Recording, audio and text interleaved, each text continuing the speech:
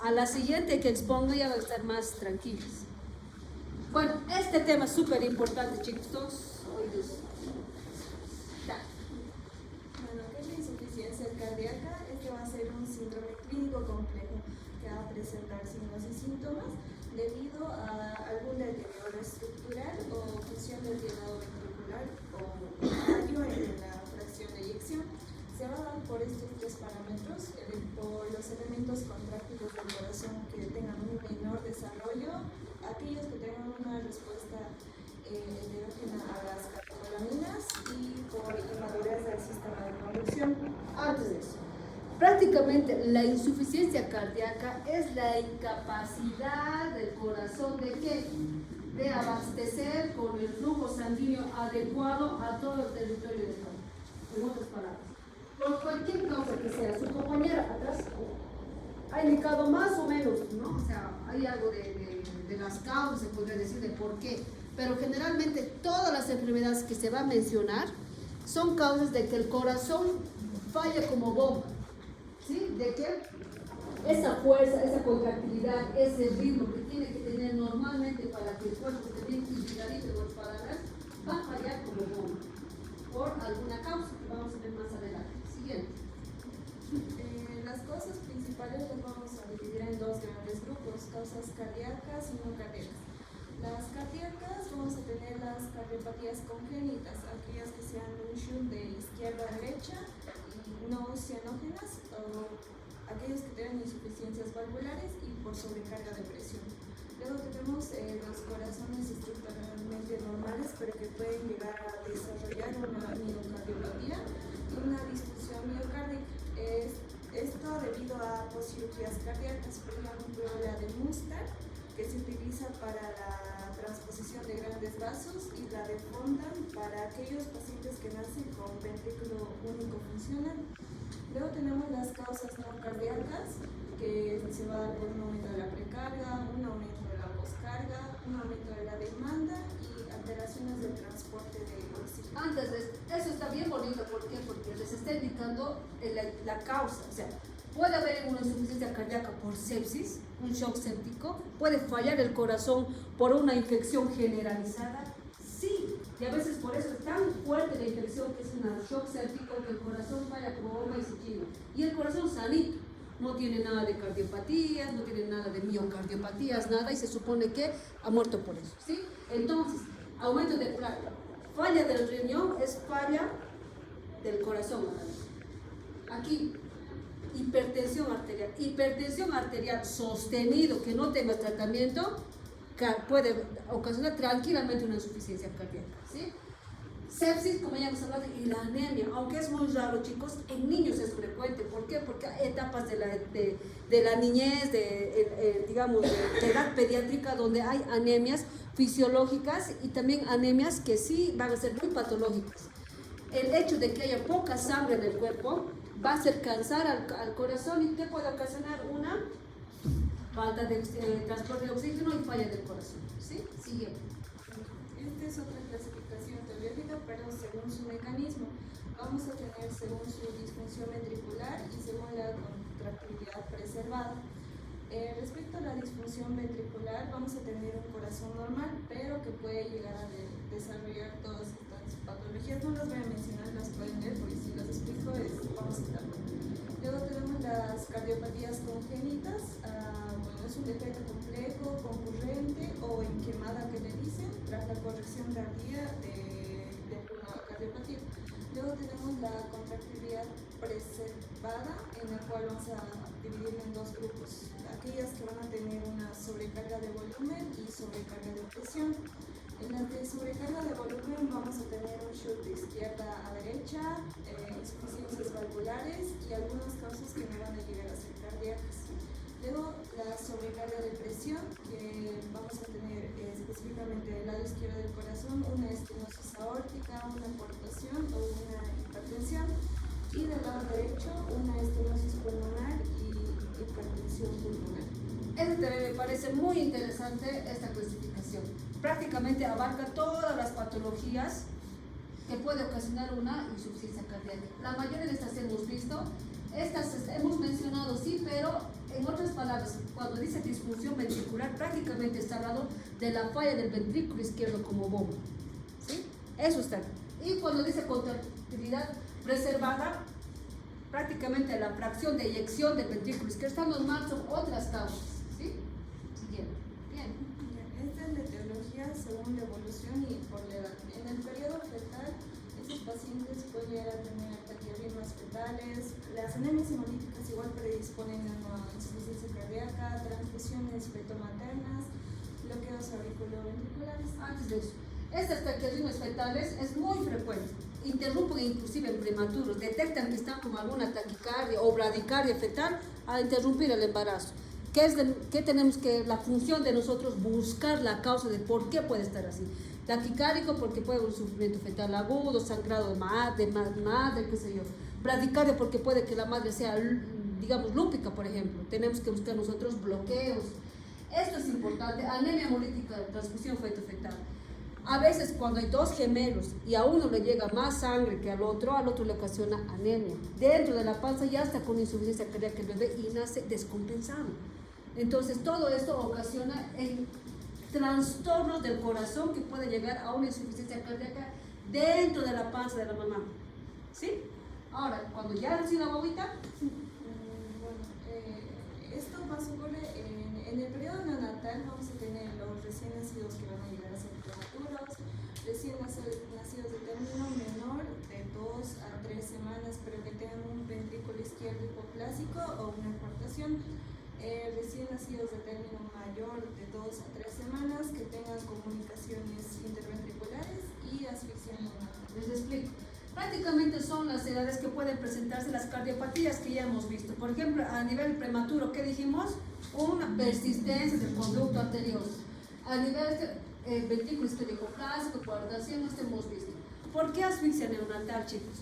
Porque los bebés, y sabes que pan de cada día, chicos, ustedes cuando atienden igual partos, cesáreas, si tienen que atender a la guaguita, a veces el ginecólogo les entrega todo hecho un bolso a la guagua así, como muerto. Dicen que hay que reanimar todo. El hecho de que le haya faltado oxígeno al nacer hace que sufra todos los órganos por dentro, ¿no ven? ¿Cuáles son los órganos, Diana? Cerebro, corazón y riñón. A nivel, hablando específicamente del corazón, ¿qué va a pasar? Una miocardiopatía hipóxico-isquémica. ¿Qué quiere decir? De que ese músculo del miocardio prácticamente por falta de oxígeno está hipóxico. Entonces su corazón va a latir, en vez que lata 160 de un neonato normal, ¿qué va a hacer? Así apenas va a funcionar. 100, 90. Para eso hay que darle dobutamina, dopamina para que funcione mejor, que mejore la contractilidad. ¿Por qué ha pasado eso? Por la falta de oxígeno.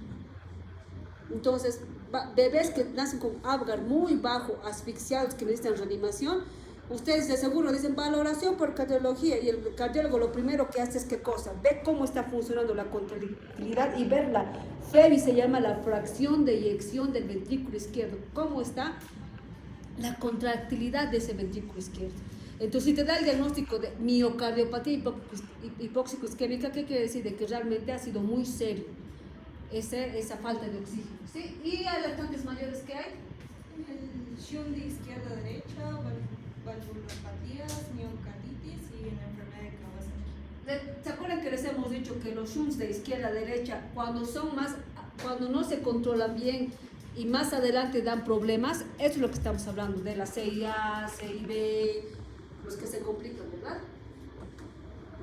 Eso no. Bueno, leer, porque es importante. Las cardiopatías congénitas y cirugías suponen el 82% de las insuficiencias cardíacas pediátricas y en el adulto en un 1%, y la mayoría se producen en el primer año de vida. Por eso hemos hablado toda una clase de cardiopatías. Miren cuánto porcentaje son lo que supone la insuficiencia cardíaca pediátrica. Entonces, la mayoría de esas cardiopatías van a evolucionar y van a llegar a insuficiencia, y a esos pacientes van a llegar a sus consultas externas, a sus emergencias, todo eso, ¿sí? Sí que.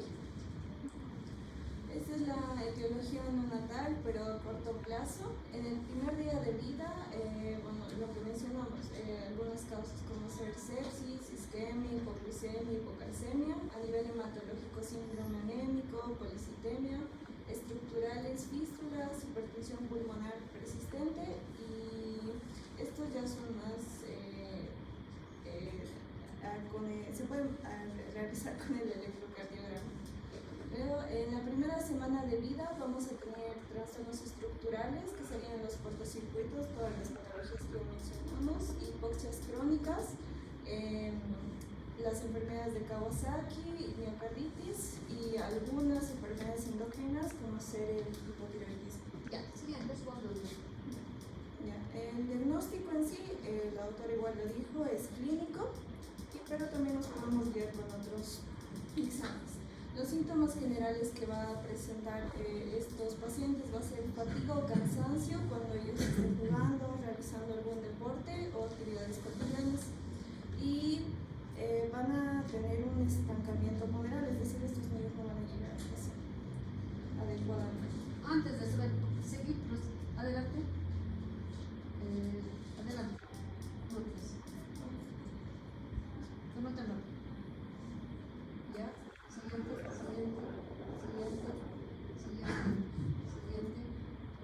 Ya, no había revisado dónde está tu fisiopatología, por qué se produce. Has debido ver, pero no ve, a ver, tratamos de explicar. ¿Alguien sabe? Porque ha llevado cardio de adultos, ¿no ven? ¿Han llevado cardio de adultos? ¿No han llevado? Han llevado, sí, hasta el 9º semestre. ¿Han llevado insuficiencia cardíaca? Sí, seguro que sí. Y la fisiopatología no es diferente. A ver, ¿quién sabe?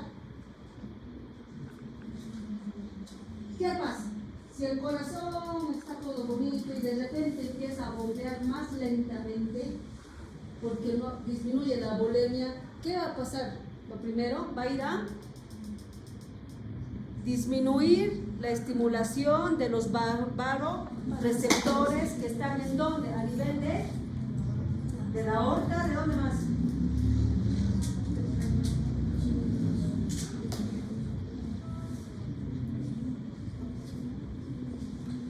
Nada. Los vasoreceptores, los quimioreceptores, el sistema adrenina-angiotensina-aldosterona, cómo afectan el riñón. Si no sabemos esa fisiopatología biencito, no vamos a poder, sí vamos a poder entender, pero tenemos que saber eso para hacer el seguimiento y el tratamiento de un niño. ¿Algo te acuerdas? Se supone que tendrías que estar dominando eso, ¿no? Ya, a ver, ¿qué va a pasar? Una vez que hay disminución de la volemia, chicos, va a haber una disminución también de la estimulación de los vasoreceptores que hay a nivel de la aorta, ¿verdad? Secundario a eso, ¿qué se va a activar? Primero se va a activar el sistema del vago, ¿no ve? Que va a hacer que haya taquicardia, queriendo compensar la baja o la falla del corazón, ¿sí? Por baja volemia, por esa falla porque, a ver, insuficiencia cardíaca significa que el corazón va a estar prácticamente lento. Y al bombear lento, ¿qué va a hacer? Va a circular lentamente la sangre, chicos. Eso va a detectar los quimioreceptores y los vasoreceptores. Y secundario, eso va a empezar a querer latir más el corazón, hacer esfuerzo más. Y si no se detecta, a la larga, ¿qué va a pasar? Va a crecer el ventrículo derecho y más que todo de izquierdo, y ya va a empezar a agrandarse el corazón.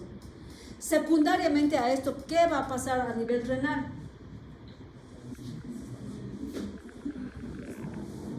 Se activa el sistema renina-angiotensina-aldosterona. La función de la activación de esta a nivel del corazón, ¿qué va a pasar? Va a retener líquido. Es por eso que cuando ya falla prácticamente en esta, eso es digamos un proceso más, no es un proceso agudo, es un proceso más largo, digamos. Entonces los cardiópatas que no están bien seguidos se deben dar cuenta, presentan edemas, están con edemas palpebrales, de tobillos. Entonces, ¿qué va a pasar? De ahí ya falla este sistema renina-angiotensina que se supone que tenía que compensar más bien, ¿sí? A grandes rasgos es eso, pero necesito que me coloques en una diapositiva explicando bien para su examen, porque va a entrar, vas a complementar eso, ¿sí? Siguiente, a ver. No, ¿dónde te has quedado? Ahí. Vamos a realizar también una historia clínica detallada y un examen físico también. vamos a preguntar, ¿no? El número de tomas, en cuánto tiempo, si presenta sudoración a la hora de las tomas y nosotros vamos a realizar la ganancia poder. Antes de eso, bueno chicos, están en su consulta. Ahorita es diferente que les llegue un paciente cardíaco a su consulta y otro que venga descompensado o emergencia, que tenga que entrar a UTI, digamos, o a ubicar.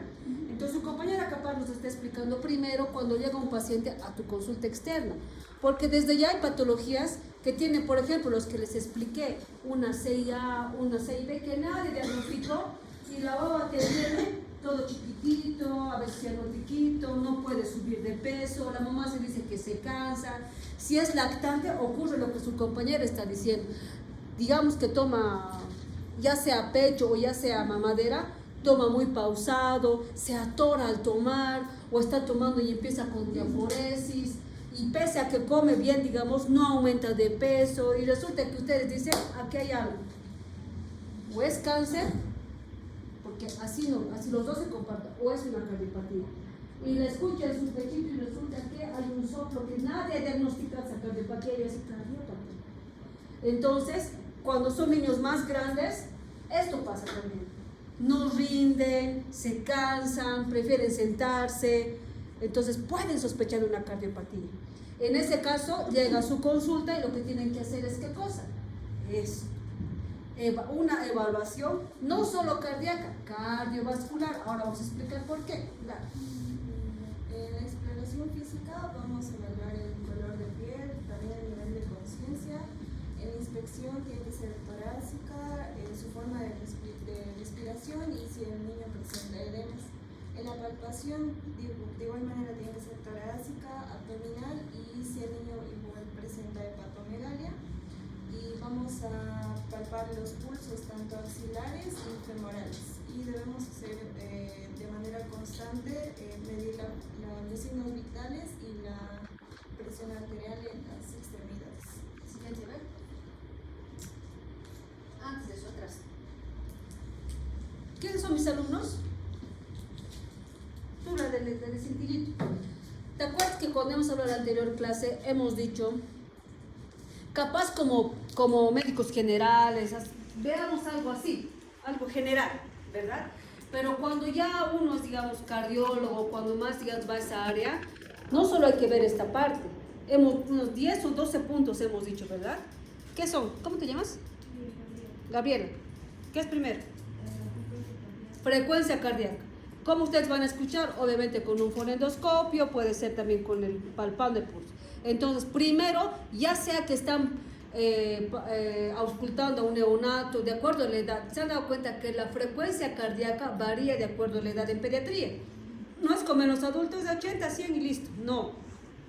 Entonces, hay tablas donde dice la parte normal, ¿verdad? Tienen que saber. Segundo, ¿qué es? La frecuencia respiratoria, ya les dije, está muy asociada a la parte cardíaca. Si un niño lactando tiene una patología cardíaca, se va a esforzar más y su frecuencia respiratoria va a estar más elevada. Tercero, tú. Sí. No más. Dale. La saturación de oxígeno. Ahora, si ustedes están pensando, por ahí en su consulta externa llega la babita y no hay saturación, pero si están sospechando una patología cardíaca, sí o sí tienen que cosa, hacer una saturación. Si está menos de 93, si está 88, 87, está desaturando, hay alguna causa. Cuarto, ¿quién es más mi alumno? Mis alumnos. Cuarto. No, temperatura para nivel cardiovascular. La coloración, dijimos. La cianosis, ya hemos hablado de eso. ¿Qué más? A nivel del cuello, ingurgitación. Hay niños que vienen con sus venas gruesas a nivel del cuello. Luego, frémito. Hay niños que ustedes ven, ni siquiera es necesario que lo auscultes. Tú le abres su pechito y ya está latiendo. Eso se llama frémito. Ni siquiera tienes que... Ni siquiera necesitas fonendoscopio, lo auscultas y rosa. Sexto, ¿qué más? A nivel de auscultar soplos, ya hemos hablado. Octavo, ¿qué más? El ritmo, la característica del mismo ruido cardíaco, la intensidad, el ritmo. ¿Qué más? Más o menos es cardíaco, cardiovascular. Para ver la parte vascular, ¿qué tienen que ver? Los pulsos. Ya hemos hablado de los pulsos. ¿Qué más? El relleno capilar. Si ustedes ven que un niño está con frialdad, con su relleno capilar prolongado, ¿qué está pasando? No le está llegando adecuada irrigación. Como nosotros, yo ahorita le palpo y está calientita, rosadita, bien está. Pero los niños que son cardiópatas y se descompensan, empiezan a tener frialdad distal, empiezan a tener ¿qué cosa? Relleno capilar prolongado. ¿Qué más sería? Por último, hepatomegalia, lo que habíamos hablado. Todo lo que estamos hablando son unas 10 o 11 cosas que ustedes tienen que valorar si quieren ver una parte cardíaca, digamos, si es así. Ahora, ¿por qué les digo, chicos? Hay dos tipos de cardiópatas, si es por así. Hay unos que están por aumentado de volumen y los otros por baja perfusión. Los que tienen aumento de volumen o tipo están encharcados, en otras palabras, vienen con disnea, con dificultad, le auscultan, está lleno de estertores, vienen con hepatomegalia, con edema. ¿Qué quiere decir? Que están como que encharcados más o menos, ¿sí? En cambio, los que tienen por baja perfusión vienen todos fríos, pálidos, con frialdad distal, baja diuresis.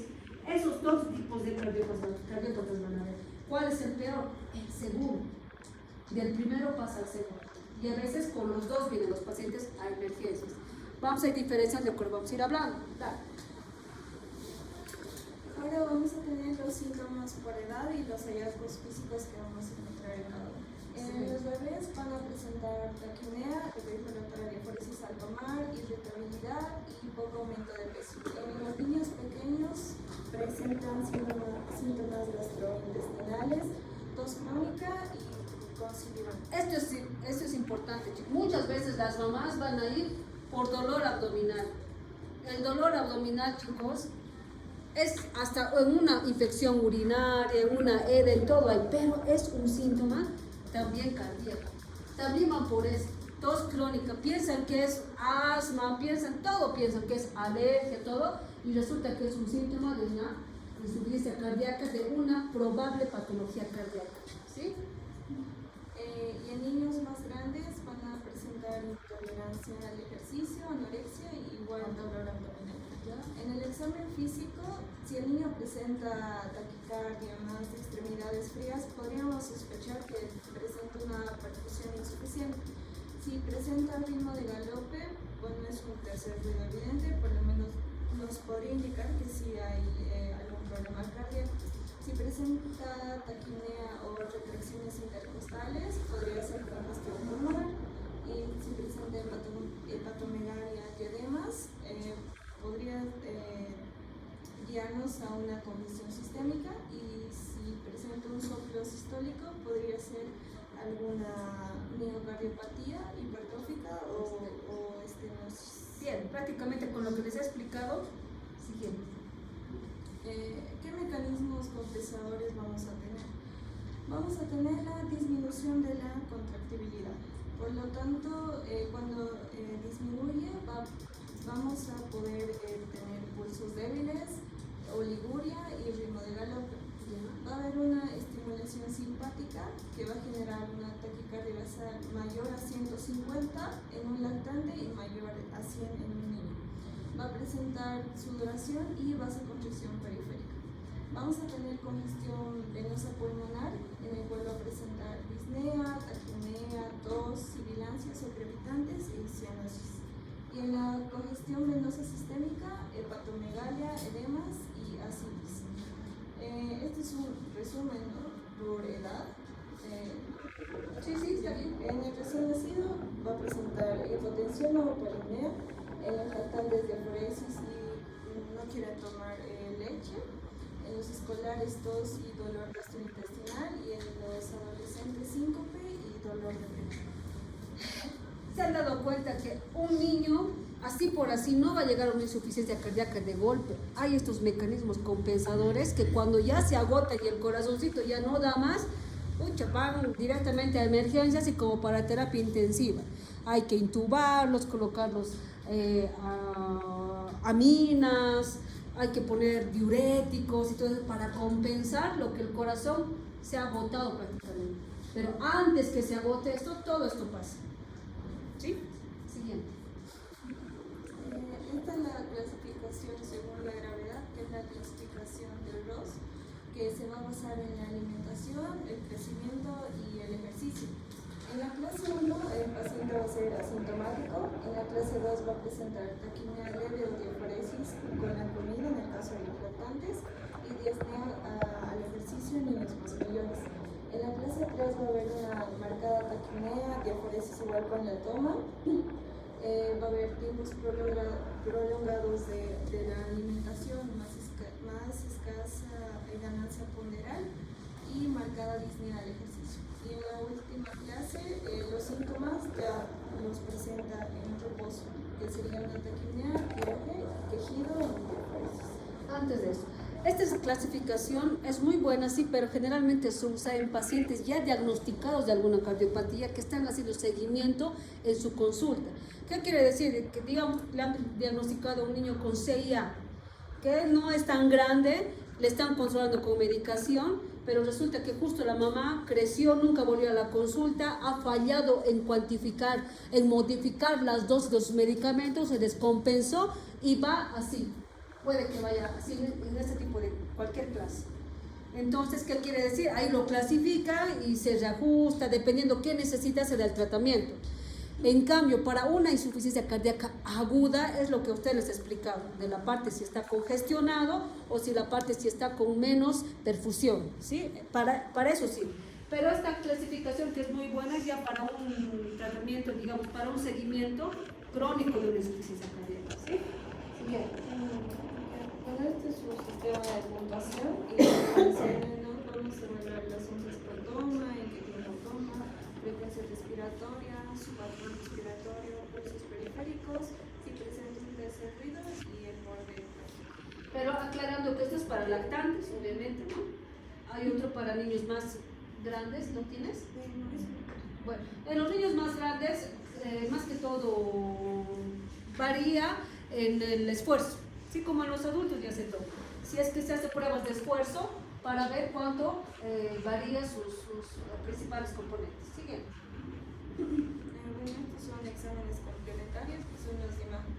Vamos a usar radiografía de tórax, en los cuales vamos a ver una cardiomegalia, pero vamos a utilizar el índice cardiotorácico. Si es mayor a 0,60 en lactantes o mayor en 0,50 en niños mayores de 2 años. Si hay flujo pulmonar aumentado, esto en caso de un shock de izquierda a derecha, y se presenta edemas, puede ser intersticial o un derrame pleural. Antes de eso, chicos, una radiografía en general no solamente les da el tamaño, se pueden valorar. Hemos visto que está muy conectado la parte cardíaca con la pulmonar, ¿verdad? Si está fallando la parte cardíaca, hemos dicho que puede afectar la parte pulmonar. Ejemplo, ¿en qué? En un shunt de izquierda a derecha, hemos dicho que si se descompensa, va a haber aumento del flujo a nivel pulmonar. Eso se refleja en el pulmón, ¿ya? Puede haber pulmones más. ¿Cómo se ve un pulmón, digamos, sobrecargado de líquido? Más radio opaco, chicos, como blanco. Un pulmón donde le falta más bien, digamos así, irrigación o que le llegue volumen, son más pequeños y oscuros. En cambio, los que tienen más volumen son más grandes y radio opacos o blancos, en otras palabras, ¿sí? Es lo que hay que saber diferenciar. También se evalúa la parte de los senos costodiafragmáticos. En casos que hubiera derrame, se borra estos senos costodiafragmáticos, ¿verdad? También cuando hay pericarditis. Ahora, este índice cardiotorácico es frecuente. Cuando ustedes estén en su práctica donde haya